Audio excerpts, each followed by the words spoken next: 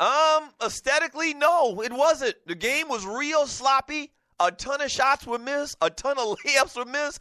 A ton of free throws were missed. Yeah, the game was really, in relative terms, to other great basketball games that we've seen in this tournament. If you talk about some of the other matchups that you saw in the field of 64, man, technically the game was a bad game. It was an ugly game to watch last night, but it doesn't matter. At the end of the day, North Carolina won. And so if you're a North Carolina fan, it don't matter one iota. For Run CNC, if Karnowski made 5 shots, UNC would have been in trouble. Yeah, I mean, very easily. It is what it is. The final score is North Carolina won, but yeah, if he could have made half of them bunnies last night, and I mean, they had the momentum. They jumped out on North Carolina very early in that game, at the very beginning of the game, and North Carolina just kept chipping away. And at the halftime, as I mentioned before, man, I looked at that score. I was like, how is North Carolina not down in this game by like 15? And they were only down by 2. That was a bad sign for Gonzaga, a bad omen for them once again. And more of the same in the second half. They just kept chipping away, went on a couple little runs, and were able to separate themselves from Gonzaga at the very end of the game. But it was an ugly game. I will agree to that. From who we got here? You're listening to the Doug Stewart Show. From Thorny Switch, thanks, Doug, for the overview on the game. I didn't make it to the second half. Glad I didn't miss much. It was exciting, though. I don't want to make it sound like it was a bad game, once again, aesthetically, that it wasn't exciting. It was exciting because of the national championship game. They kept showing the crowd, I guess, back in North Carolina at the arena back in North Carolina at the Dean Dome. And, man, just crazy. And you win a national championship is a big thing. Whether it happens pretty or ugly. A win is a win is a win, my coach used to say.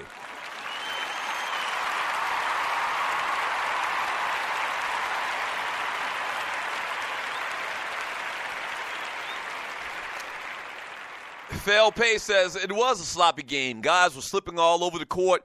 What the hell was wrong with that court last night? It almost seemed like, were they at the same stadium that the Phoenix Coyotes play at? The hockey team? I don't think so, because that looked like a big arena. No, they were at University of Phoenix Field, where the Cardinals play. So, yeah, I was about to say, was there an ice rink under it, like they have in some of these hockey arenas that are the same with the basketball gym? But no, they were actually in a football stadium last night. So, I don't know. It was very sloppy. Guys were falling all over the place, man. It was very strange. It was an ugly game. It was an ugly game. From Loose Neck, thanks, number 9 side. Doug cried like a bitch when that pinky finger got caught up doing yard work.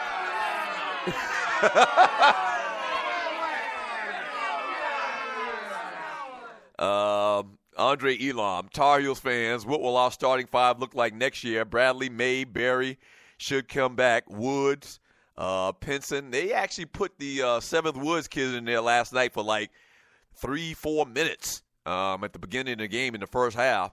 I'm very interested to see what he is going to do in his North Carolina career. Obviously, you've seen him on YouTube for the last couple of years just dunking on fools left and right.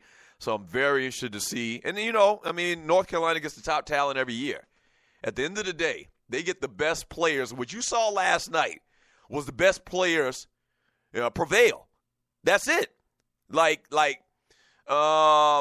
Skill-wise, Gonzaga looked like a very good team. They've looked like a good team all year long with just one loss coming into last night's game, clearly. But what you saw last night is McDonald's All-Americans take over. That's it. Sheer talent. This player is better than your players. I don't care how skilled your players are. We have the better players. We have more McDonald's All-Americans. So it should show at the very end when it all counts. And that's what you saw last night. And it won't be any difference with the Woods kid, man. He's probably going to be, a tremendous player. It's kind of shocking that he's not one and done. Not really, because they already had such a good team returning in North Carolina. A lot of those cats could have left last year and went to the NBA, came back. So, there's a log jam, but yeah, you best believe. Most of them guys on the bench for North Carolina that hadn't got any minutes this year, they're ballers. They're 4- and 5-star recruits. They're McDonald's All-Americans. And when they get on the court next year and maybe some of these guys will come back next year as well from this team that can put their name in the hat for the NBA draft. And North Carolina will be back ready to do it all again next year. I mean, that's what they do. That's what they do. Every year when I talked about the top 5 college basketball programs every year, and Kentucky and UCLA and teams like that, and North Carolina and Duke, they get the best players every single year. And what you saw last night, if you saw this game, you saw how sloppy the game was played, and North Carolina, once again, could not hit the backside of a barn. What took over, what ultimately happened at the very end, is the best players found a way to beat the less best players. It's as simple as that. It's as simple as that.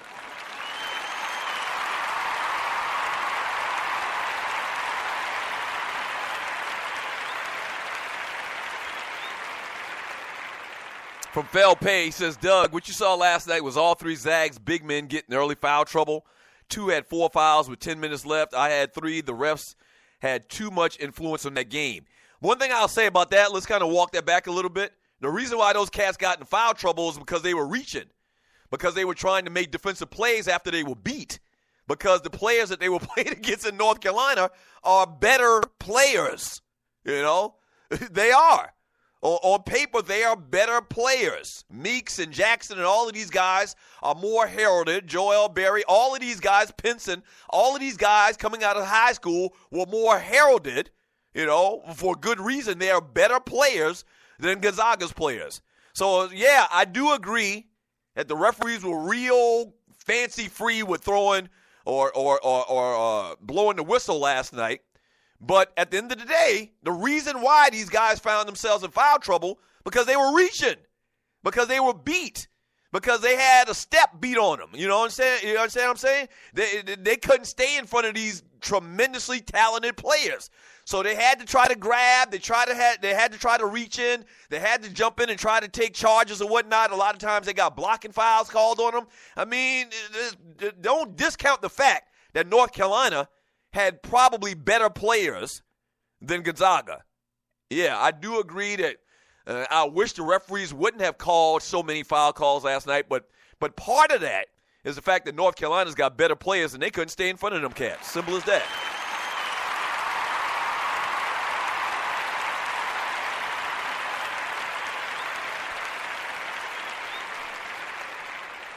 KC, North Carolina Tar Heels have 6 McDonald's All-Americans on their roster. Exactly. And I would guess, maybe that Collins kid might be a McDonald's All-American because he's a real baller. I mean, young, he's a baller. You can tell he's going to be a player. As I mentioned earlier, I've read that he's definitely going to be a top 10 draft pick when he decides to come out. He may even come out this year. But listen, I mean, they don't have near as many talented players as North Carolina. And my man KC confirms that with 6 McDonald's All-Americans. You pretty much playing that McDonald's All-American game, you got like a 90% chance of playing in the NBA. Like every single one of them cats make it to the NBA, it seems like. And North Carolina gets their fair share of them cats. From Andre Elon, with this victory, hopefully this will seal the deal to land Zion Williamson. If we get him, we're back in the game next year. From Big Cav 303, good morning, Stewies. What up, Big Cav? From Clay Tube Sock, Loving Davis, Gonzaga went to the foul line more than Carolina. From Run CNC, is Meeks coming back next year? You know one thing about Meeks? I may have said this year. Meeks plays kind of uninspired. Maybe that's just his personality. Seems kind of aloof. Seems way too nonchalant about his game out there, man. I mean, the proof is in the pudding. He made big plays when he needed to. Obviously, the big block at the end on the Goss kid. And probably one of the top big men coming out of college basketball this year if he decides to go to the NBA. But, man, I really want to see some energy out of him. I want to see more energy out of that kid, man. It just seems like that he took a hit of the bud before the game.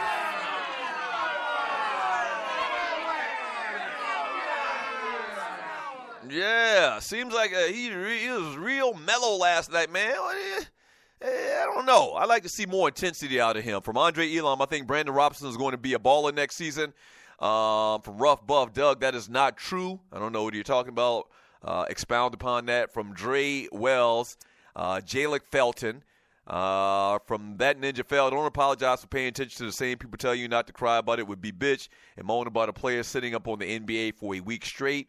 From Clay Tube Socks Loving Davis in the chat room on Spreaker.com. Only Williams, Goss, and Collins are the only McDonald's All-Americans on the Gonzaga team. So they even have two. And I wouldn't have bet that that Williams Goss was. I mean, he's a good player. He's a very good player. He's probably going to play in the NBA for a long time. Like, the only player from that team that I would have guessed, and I guessed him, Collins, was a McDonald's All-American. You can just see that kid got real skill. I mean, got perfect NBA body, man, and he's a good-ass player. So, yeah, those two they're saying, my man Clay Davis is saying both of those guys are McDonald's All-American, and North Carolina has 6 of them, McDonald's All-Americans. 404-382-0338. You can also email me at doug@thedougstewartshow.com. Paying homage to the great Jodeci today in honor of North Carolina winning the national title. When we get back from the break, Tony Romo is calling it a career. Your boy Carlos, man. I don't know if I thought he would necessarily retire, but I knew good and well Dallas wasn't going to keep him. Dallas would have to cut him, So we'll talk about it up next. Romo makes a decision. 404-382-0338. You can email me at doug@thedougstewartshow.com. More on the North Carolina Championship last night. Where do they rank in the top North Carolina Championship teams of all times? We'll talk about it up next. We'll talk about it throughout today's show. Don't go away. Back in 3 minutes. This is the Doug Stewart Show.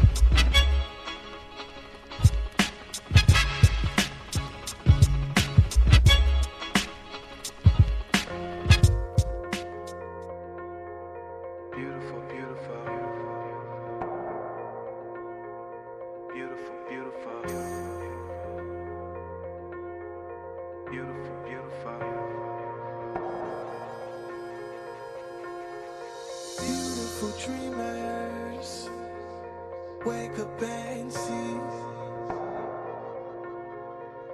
Oh, you're a slave in this dream world, thinking you're free. Oh, how long will you slumber? Why niggas die in these streets? Beautiful dreamers. Wake up from this nightmare. You're so unaware of the lions, leopards, and bears. Listen up for prayer for our children, let's pray for our children that's dying out there. Who fathers in prison and mothers addicted to clubbing in hell. Wake up, my people, as you see what's going on. You beautiful dreamers, wake up from your sleep. You've been asleep for way too long. Wake up from this matrix made to enslave us, learn how to hate it. Teachers, please teach us. Leaders, please lead us. This world, it needs you. You beautiful dreamers. Wake up and see. Oh, yeah. Oh, you're a slave in this dream world. Thinking you're free. How long will you slumber? Oh, how long will you slumber? Why niggas die in these streets? Beautiful dreamers. Wake up. Open your eyes. This light darkness first hurts the eyes, but you gotta keep looking. Search through the light.